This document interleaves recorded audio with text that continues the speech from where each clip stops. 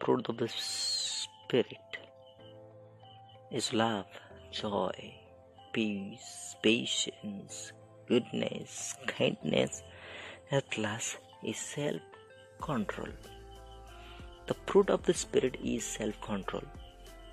The spirit of the world is to seek control over others.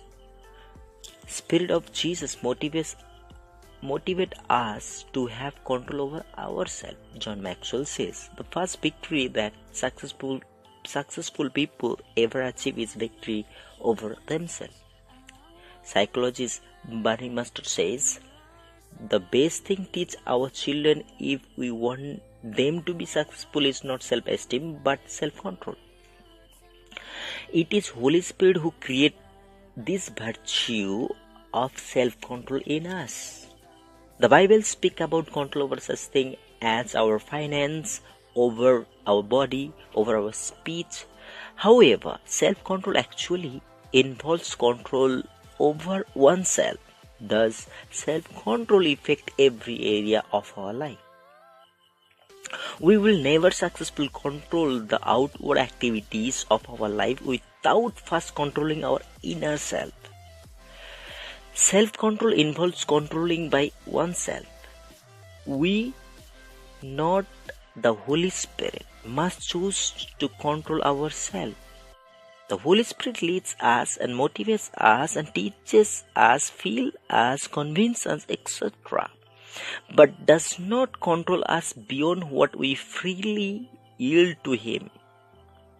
We are not pawns that motivate us around on the chessboard of life. He never forces Himself upon us, making us to do something we do not choose to do. The life of Jesus was one of obedience to the Father's will, not compulsion. We are to follow His example. Unfortunately, often we prefer to pretend we want God to control us rather than obeying God by controlling ourselves. However, self-control involves the Holy Spirit enabling. The self we are to control is redeemed self. The Spirit dwells within, giving us the wisdom and power to make right choice. He creates within us habit of righteousness. As we choose to present our body as living sacrifice to God, Spirit transforms us by renewing our minds.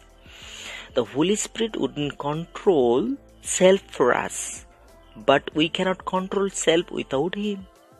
In voluntary submissions, we yield ourselves to Spirit will and work. We work out our salvations as He works in us, enabling us to please God.